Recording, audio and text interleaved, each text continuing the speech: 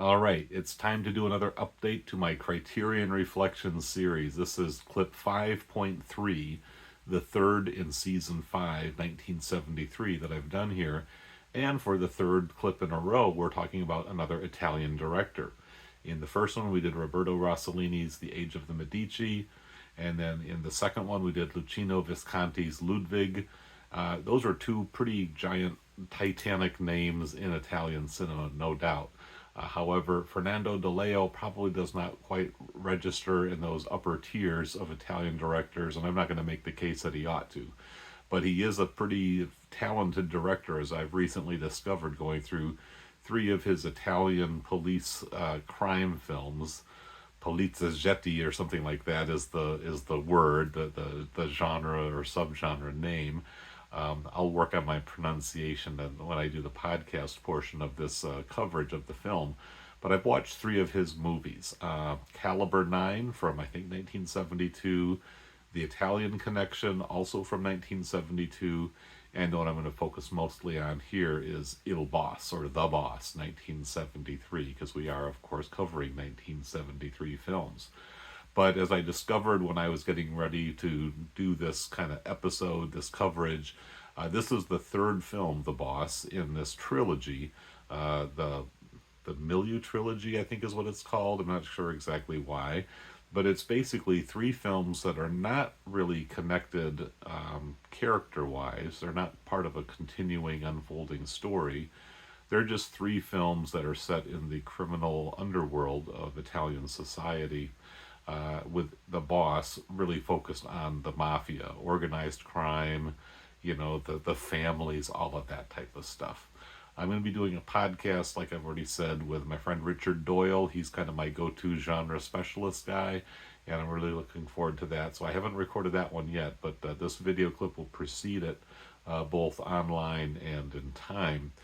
So what I'm going to do for this one here, since I don't even have a copy of the disc, I watched it on Canopy. These are discs released by Raro Video and Kino Lorber. You can rent them and stream them, perhaps even in better quality than what you can find on Canopy.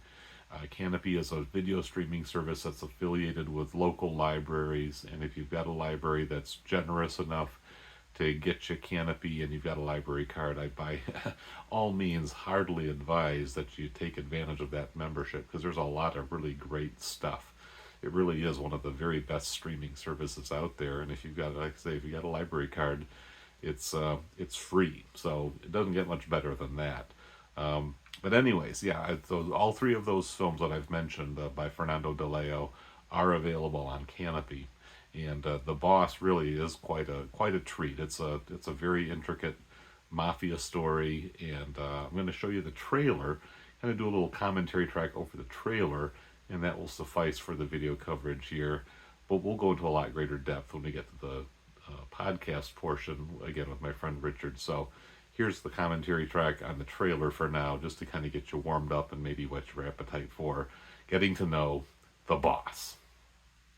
Okay, the trailer starts with some recaps. This is Ugo from Caliber 9. He's kind of the doomed protagonist, anti-hero of that film. And then here's a couple scenes from The Italian Connection. That guy on the front of the van is Mario Adorf. He's in both of these films, and he's really kind of the main guy here, along with Woody Strode and Henry Silva. And that was Henry Silva behind the gun. This is, of course, now getting into The Boss, and these are some of the assassinations that take place. And Henry Silva, yeah, he is cold as ice, I'll tell you what.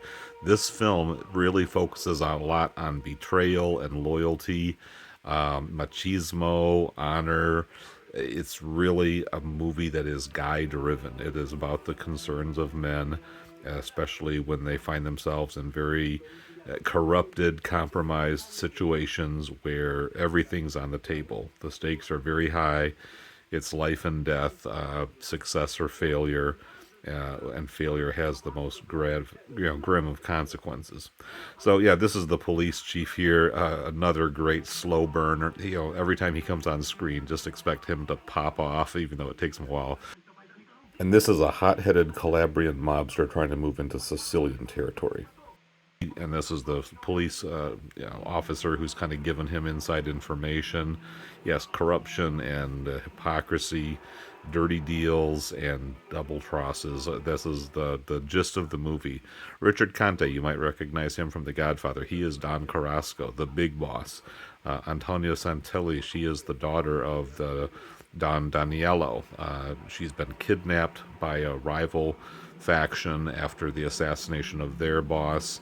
And then Henry Silva, the Lanzetta character, is kind of the cool as ice hitman that you saw at the very beginning, who's recruited by Don Carrasco to just kind of take care of business. This guy is kind of this slimy Henry Kissinger-esque type of character. He serves as the liaison between the upper ranks of the mafia and also kind of shows us where the true power lies. This is the brother of the assassinated Don, a very histrionic character. Yeah, big time action, explosions. There's not a lot of subtlety. There is a great pacing. There are some incredibly brutal, violent situations, and then it's all the stratagems that get them into these kind of life or death scenarios. There's the police captain again, kind of ready to pop off, and he just has a great manner about him. But yeah, this is a very riveting film. I think you get a sense of just the blazing action when it's time to heat up. And there's the kidnapped woman again. I'll have a lot more to say about that when we get to the podcast. But really, this is just a chance to kind of give you a little preview of the things that the boss delivers in spades. This is a great mafia movie. If you're into that type of thing, I think this is a very entertaining, very well made.